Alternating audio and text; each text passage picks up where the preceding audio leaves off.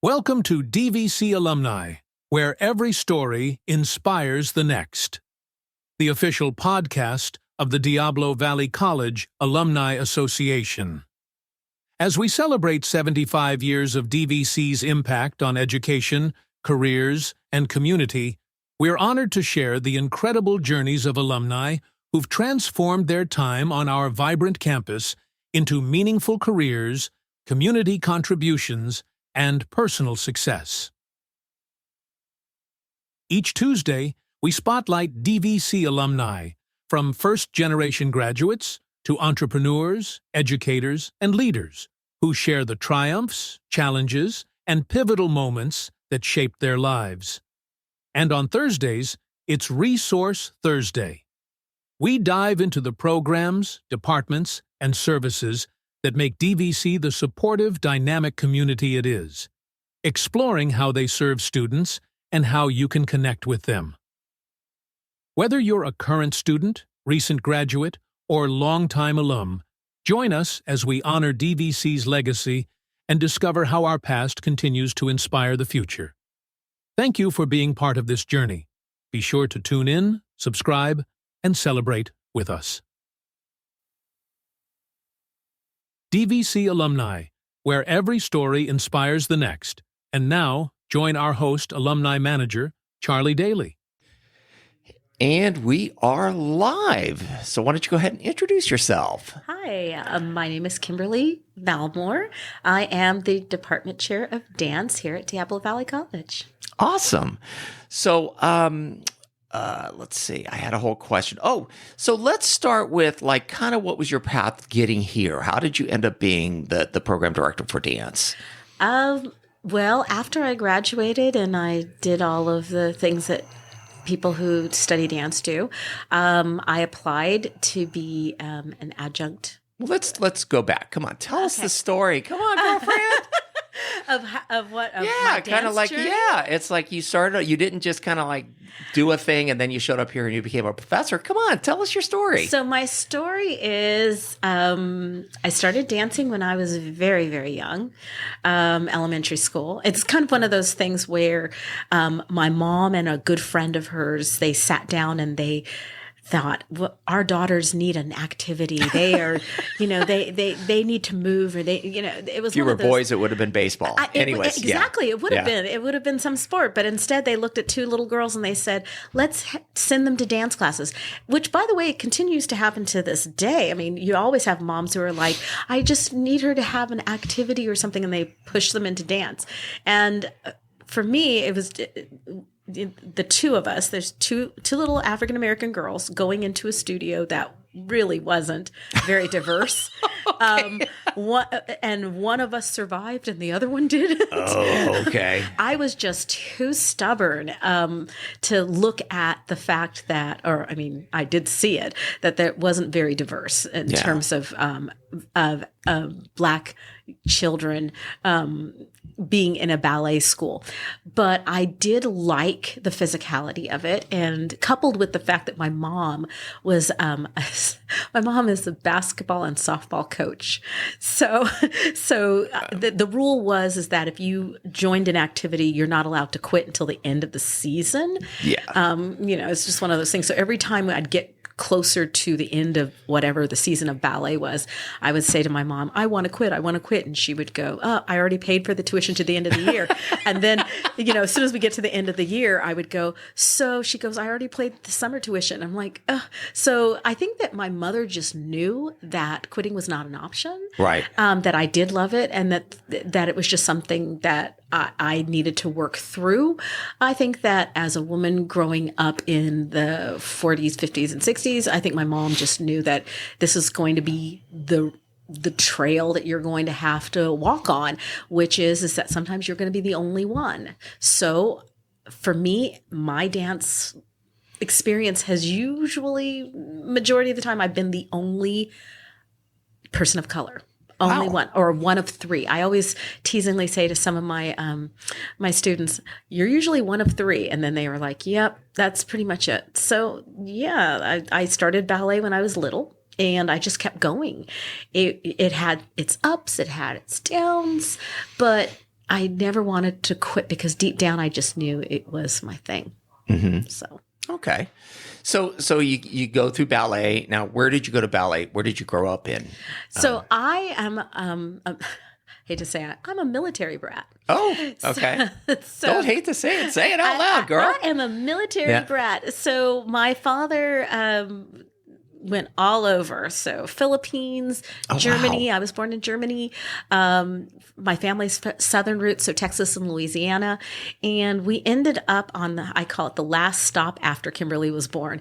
So after Germany, the last stop was Travis Air Force Base. Nice. So, and my mother had a big rule that we weren't allowed to live on base.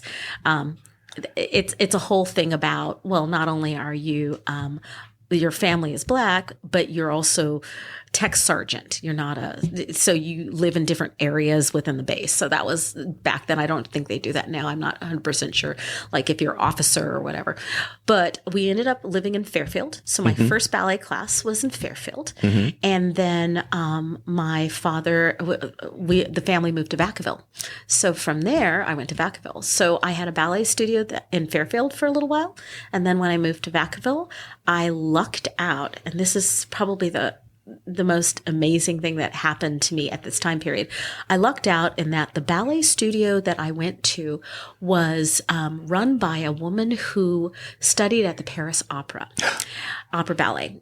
And she married a military man. And Really? They moved out here and she opened a dance studio, and I was her student for the majority of the time that she was in Vacaville. She had her own studio. So the luck is that it wasn't just anybody teaching ballet. It was somebody who really had amazing background in ballet because of her experience in Paris.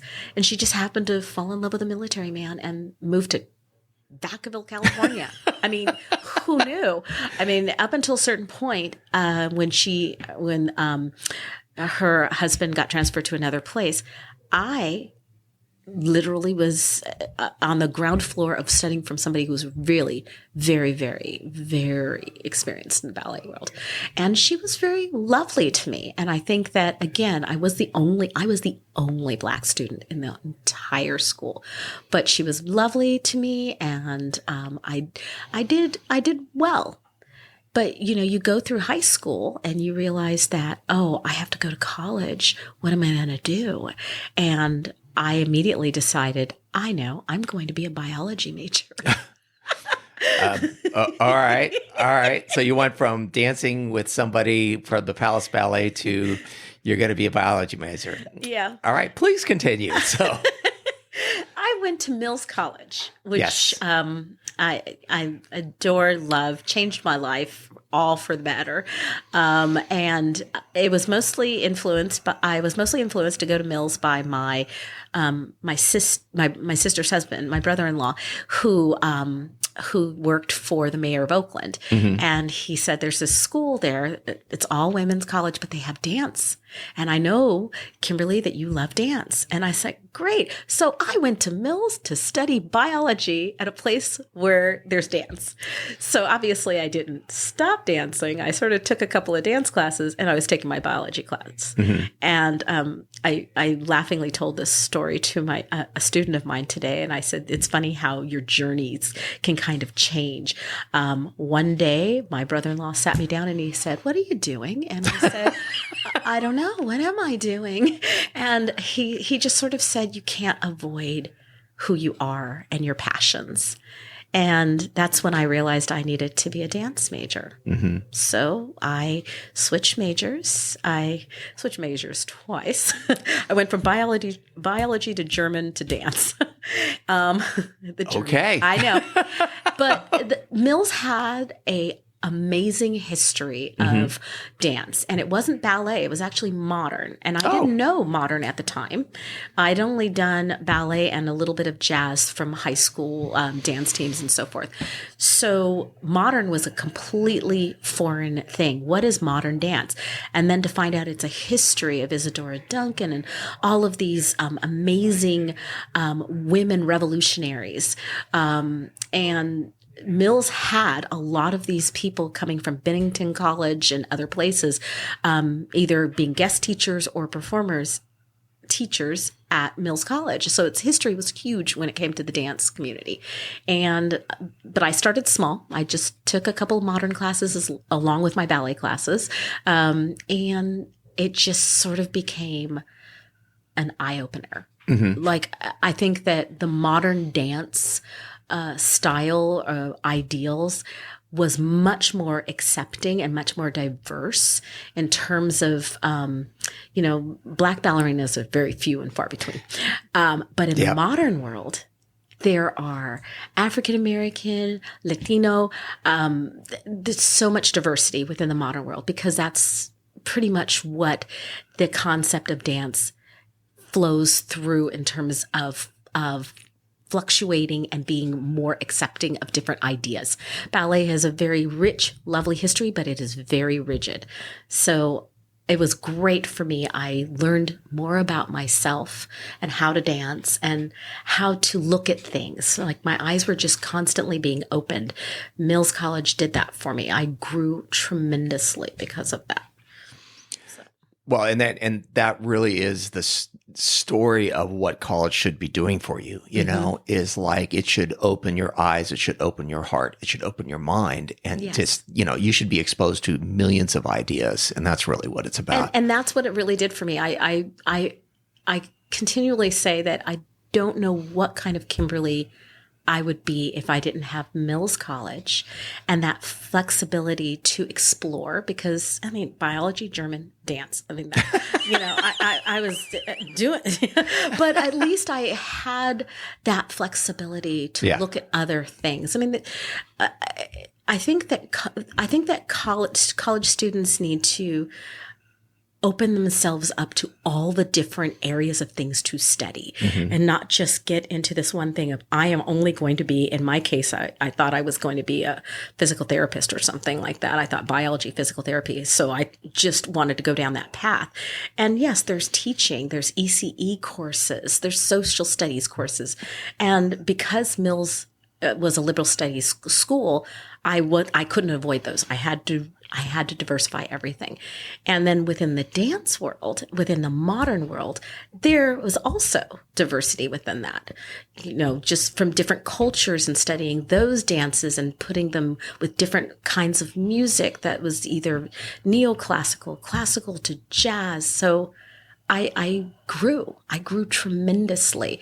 And because I still loved ballet, but I wasn't limiting myself to one style of dance as well. So that's my thing. I don't limit myself to just one style. Students ask me a lot of times, what's your favorite? And I look at them and I go, today, this hour, because tomorrow it's going to be something totally different. Yeah. But yeah, so. Well, it's like asking somebody, if they've been around a while, like I have, it's like, what's your favorite song? What, this morning? Yesterday it was Billy Joel. Tomorrow, yeah, who knows? I It could be Metallica. Who knows? It could be all sorts of stuff. So, and really, I think the spice of life is that huge variety, and limiting ourselves to stuff is done. So you've developed an unbelievable passion at Mills College. So walk us through the rest of it, how you ended up. Yeah. After I graduated undergrad, I decided to do something very brave, and I went off to New York. I said, I'm going to study. At this point in my life, I had discovered that there was a place called Dance Theater of Harlem. It's a ballet a company. And then there's a company called Alvin Ailey Dance Theater. And I knew I was in the modern world now. So Dance Theater of Harlem is a ballet, but Alvin Ailey Dance Theater is modern. And I found out that I could be accepted into their summer program in New York. So I thought, this is it. I am going off to New York. I'm going to be a professional dancer. I'm going to New York. And I, got packed off and I went to New York, and I spent a good amount of time. And when I say good amount of time, just a couple of months. And I discovered a couple of things. One, I loved dancing at the Alvin Ailey Dance Center. It was amazing. Two, the weather in New York for a California girl is not a great idea. No. It was just not a great idea. And three, I didn't like being poor. Oh. I was so broke. I kept asking for, this was back when Western Union was the way to get Yep. money. And there's no cell phone. Sorry, y'all. I'm that old. So I would just have to call on a phone and say, can I have some money? Will Western Union will wire you some money? And I was living in a little apartment with other people and little dorm rooms. I would walk and take the train back. The train was $1 at the time. And I just felt like I don't know how long I could last like this. I had decided to apply for grad school. Oh. And while I was in New York, I found out that I got accepted into grad school, and it happened to be at Mills. So I went back to Mills, but this time I went back with a different way of approaching things. Mm-hmm. So now I had direction. I had strong passion. New York seasoned me to be, I don't want to say hardcore, but rather much more assertive. Because gave you focus. Yeah. I definitely found that going to grad school was the pinnacle of everything that I had worked towards. And I went back and I had a passion for it. I knew that I wanted to be a teacher. Everybody in my family is teachers. Why not me? I had learned so much about dance. I had learned that I could take what was missing from my upbringing in dance and apply it to my students. There's going to be African American students. They can now see me.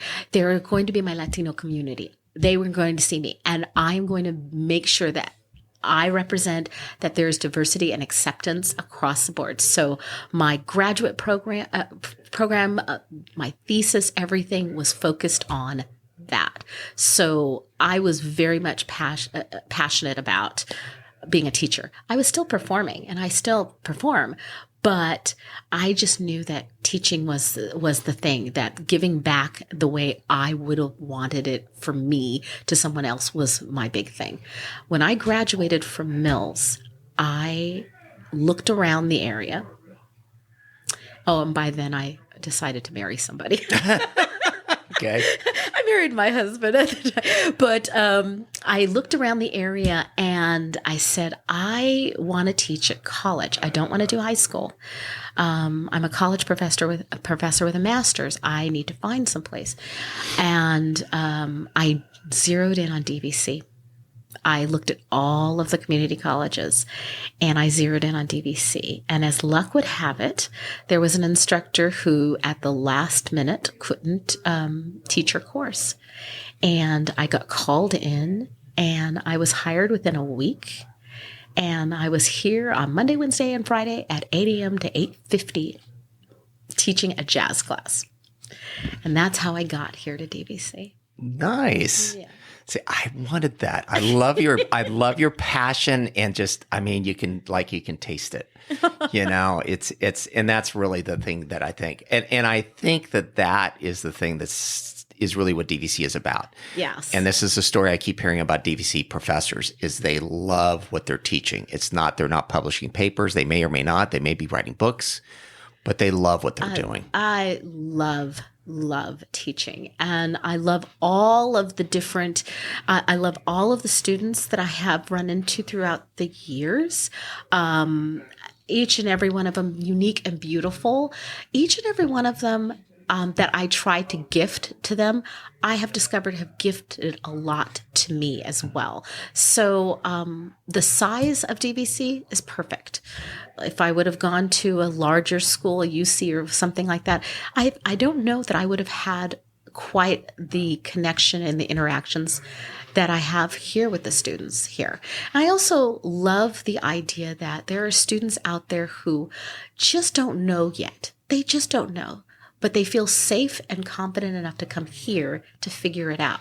Because look at me. I went to Mills and I thought I had it figured out, but I really needed that moment. And luckily I did have it. But it's nice to know that students have a place to go, a college that is open enough for them to explore the other gifts that they have or the other interests that they didn't know they had, but they end up landing into it. So, yeah. So let's talk a little bit about kind of what your dance program has become, because you're not just teaching a Monday, Wednesday, Friday jazz class anymore. No. So let's, it's kind of grown beyond that a touch. It has grown a lot. I'm very proud of where we are. When I first got here, there was a lot of dance classes. It was just, for lack of a better word, kind of like a community center worth of classes. Mm-hmm. But I knew, and then other instructors knew that there was much more potential. So over the years, first of all, I stayed long enough to finally get a full-time job. Yay! I got a full-time job. But during that latter part of me being part-time instructor, I started working towards building courses here. Building courses that were courses that I was interested in while I was at Mills, dance history courses that were production oriented, that were guest choreographers called repertory classes. And then when I became full-time, that's when the dance program really started to have a root. We started working on degrees and certificates. Oh. I'm proud to say that currently our 2 certificates have been approved. So now we have 2 certificates. But putting together a minor in dance, basically an AA in dance, was the thing that I am most proud of that we worked on from the time I became full-time to present. Giving the students a focus with the idea of the historical relevance, the idea of being able to construct dances, not just, I made up a dance, but what are the building blocks for how to create and choreograph a dance? What is the historical context is always important. Music theory for dancers. So all of these courses over the period of time I have written and have been approved, and they have kind of culminated in what is the dance program now. If a student comes to DVC and they want to immerse themselves more in information about dance, not just take a dance class, which we have, which is great, but rather expand their knowledge of what dance is and what they can do with their knowledge. They have a path. They have lecture classes online. They have classes where they can create. They have classes where they can perform. So those 3 parts make up the dance program.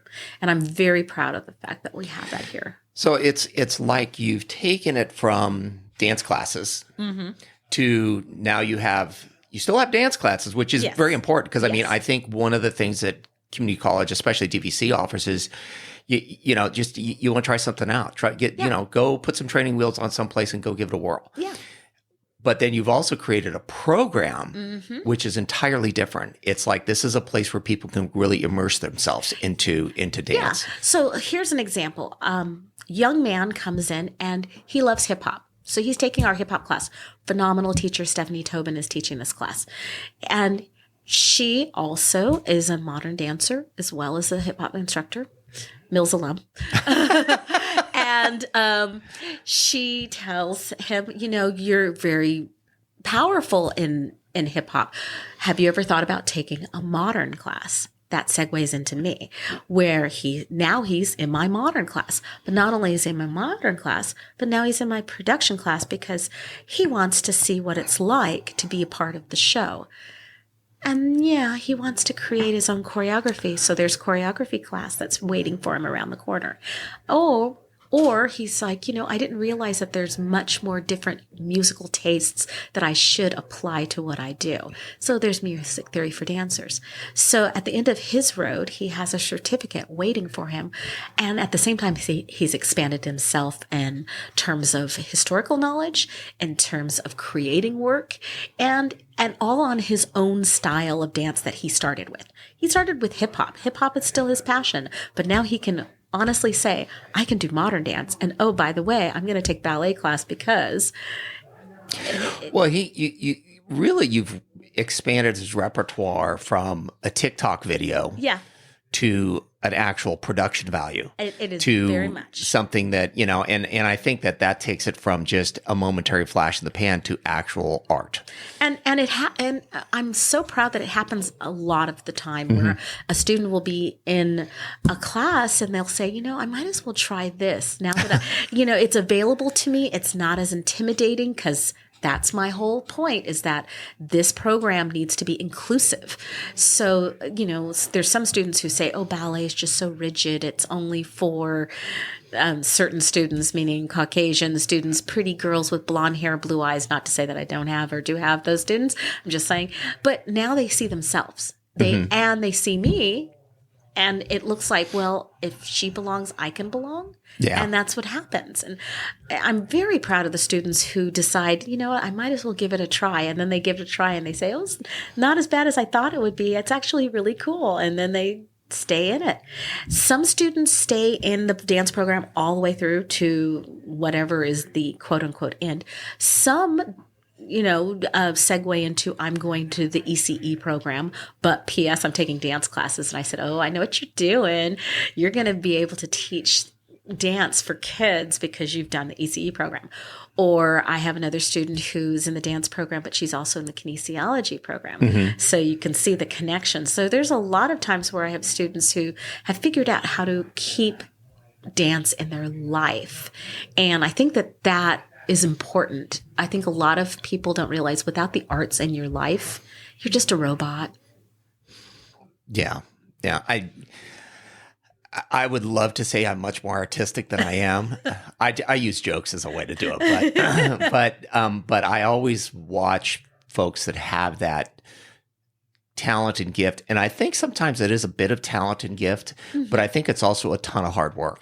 Hard work and passion. Yes. And that's the thing that I think most people miss is anytime you see somebody like, you see somebody who's terribly artistic, I don't want to say really, but wonderfully gifted and artistic, and you don't see the maybe decades of work that they've had to do to get to that point. And the hard work and the sprained knees and the ankles and the this and the that, you just see that one moment, and it's just, it's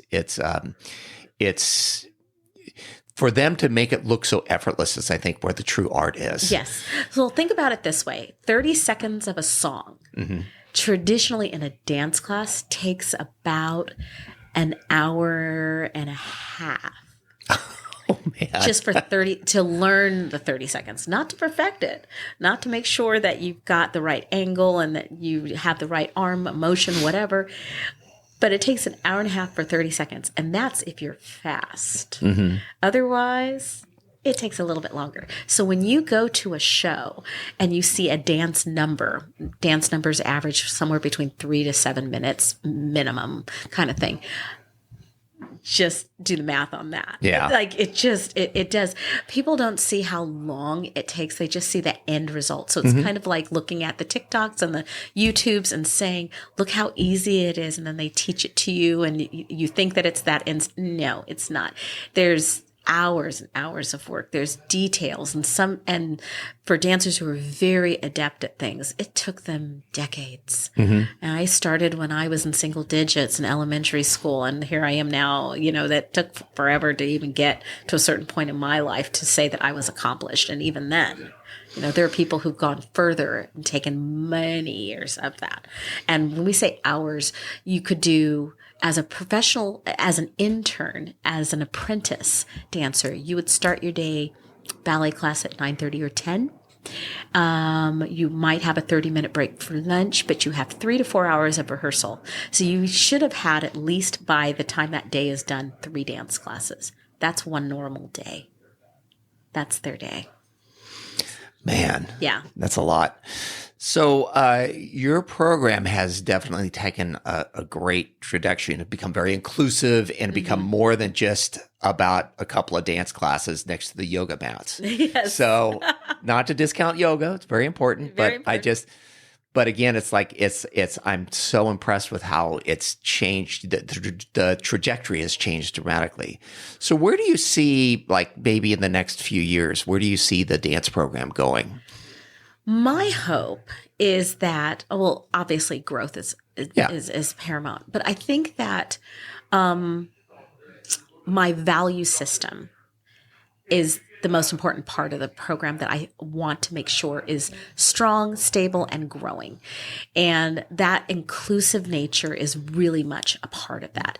And when I say inclusive, I mean the diversity of people of color, as well as diversity of what a dancer does and doesn't look like, body type wise. Because I'm 5 feet 2 inches. That's dancers aren't supposed to be that short. But I'm still here.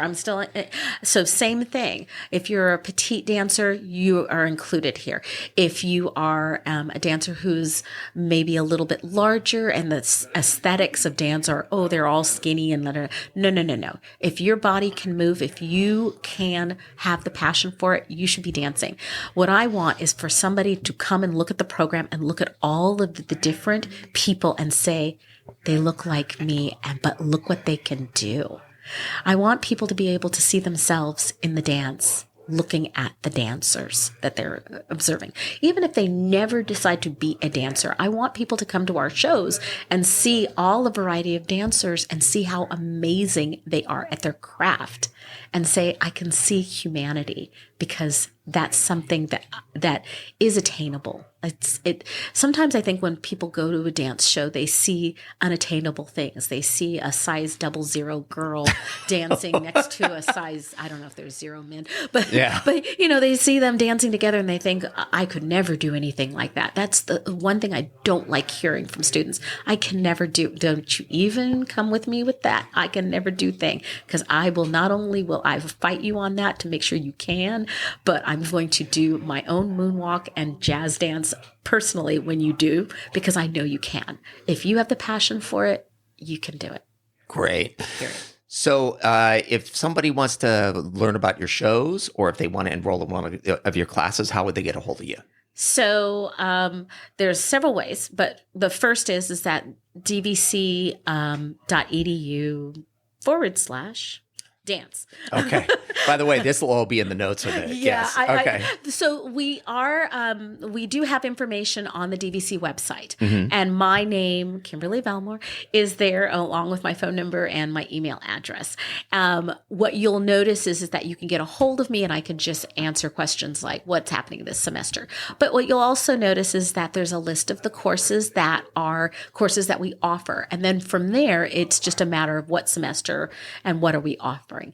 We are not always offering all the classes at one time. It is one of those things. The pandemic hit us all really hard, and that was part of us, but as well. But we do have a good cycle of courses for everybody. And what I do is I just ask simple questions. What's your dance background? What are you interested in? And then I just forward you to the course that I think is going to be your best bet, your best match. And sometimes I get students who say, I was on the dance team pom team at my high school, and I'm like, I got you. And I know exactly where to zero them in on. And then sometimes I'll have a student say, I was on that team, but I always felt like I needed. And then I'll go, okay, I know what you're saying. And then we go about it that way.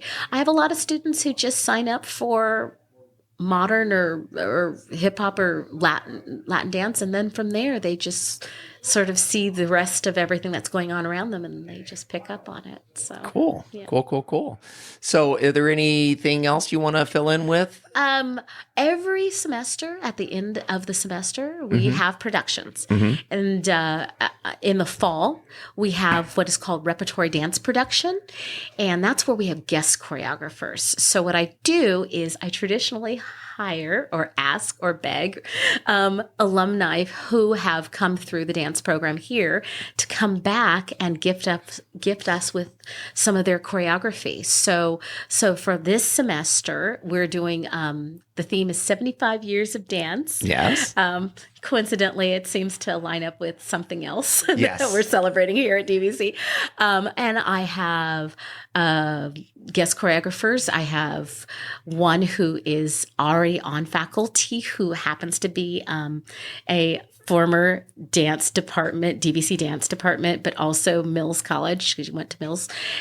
She'll be teaching. There'll be another guest choreographer who is doing a little bit of what we call K-pop choreography. So we have a couple of, I very much focus on my alums coming through for the repertory productions. So that's going to be December 6th, 7th, and 8th, which is a Friday, Saturday, Sunday of the first week of December. And then in the spring, what we do is another production at the end of the semester. But this time, instead of guest choreographers, it's the students. Nice. So the goal is that a student takes the repertory class and they kind of learn the ropes of how to work in this environment. And then they get the opportunity to lead that themselves in the spring. So it's a good match for a lot of students to just say, I took repertory, now I'm going to do choreography, now I'm going to choreograph. And then that's how they grow and learn through that. And then they can find out they get basically the training wheels come off, Yes. and let's see how you do. And that's not all of. So in the one course, some of the students are choreographing, but some of the other students are just participants of it. But having the feeling of I've worked with a professional choreographer, now I'm going to support my classmates and also be in their works and help them to bring their ideas to fruition is a really important thing. Well, and I think also it's like you create an environment where people can learn to experiment. Yes. And, failure isn't, they're not going to die from it. They're going to thrive from it because good, bad, or indifferent, they're going to learn something from it. It is very much true. And I also think it's very funny. Sometimes students will have one impression of something and I'll say, nope, you're not allowed to do that. And they get very upset with me. And then I say, well, because to grow, you're going to have to get into those sticky, uncomfortable spaces. And I'll have some students who will really look at me like I'm really killing off everything that they love in life. And they'll go through the process. You don't understand. Yes. And they'll go through the whole process with me and they'll be like, why won't you allow me to? And I'm like, just, focus this way and we'll get to the end of the road. And they'll look at their work and they'll be like, and I said, see, I told you so. No, but I think it's very funny. And they'll even say, which is really great, some of them will turn around and they'll say to the next students coming through, I know what you're thinking, but just let Kimberly tell you that. Because they'll go, it feels uncomfortable until you get to the end of the road. And then you look back at it and you go, wow, now I see why that works. Yeah. Now I see why TikTok isn't the only way to choreograph and dance. You can't choreograph in a little bitty column and a little bitty screen. You actually have to go right at least more than 5 feet, left at least more than 5 feet. And it's got to be more than 30 seconds. And more than 30 seconds. Yep. Yeah. Some of these dancers are shocked when I tell them, oh, your piece will probably be about 6 minutes. They look at me like I'm crazy. And I'm like, well, how can you get your ideas out in 3 minutes? You can't. You have to create. It has to be a circle, beginning, middle, and end. And you can't do that in 3 minutes. That would be like beginning, middle, end. There's no way to develop anything. So I think it's really funny how students will go, really, it's going to be that long of a piece? I said, I can predict that. And then pretty much by the end of the road, they're like, this is a 7-minute piece, Miss Kimberly. Yep. Yeah. I'm like, yeah, we can do that. It happens. Well, terrific. I want to thank you so much for coming in and talking about this. I love the passion. And then we're going to link everything we can into the show notes and also into the LinkedIn article. And then I think November, we have our newsletter coming out. This will hit, I think, this Thursday. And so it's a little early, but the November newsletter, we want to be sure to include any of your show information and things like that, because I'm very excited about that. I think it's terrific. Thank you. Well, thank you. And I appreciate it. Yay. Thank you. Thank you for tuning in to DVC Alumni, where every story inspires the next. The official podcast of the Diablo Valley College Alumni Association, celebrating 75 years of DVC's incredible impact on education, careers, and community. We hope today's episode gave you valuable insights into the journeys of our alumni and the powerful resources available at DVC. Don't forget to join us every Tuesday for inspiring alumni stories, and on Resource Thursdays, where we spotlight DVC's departments and services, showing you how they're shaping student success. Until next time, keep pushing boundaries and exploring the connections that make DVC's legacy so special. And remember, DVC alumni, where every story inspires the next.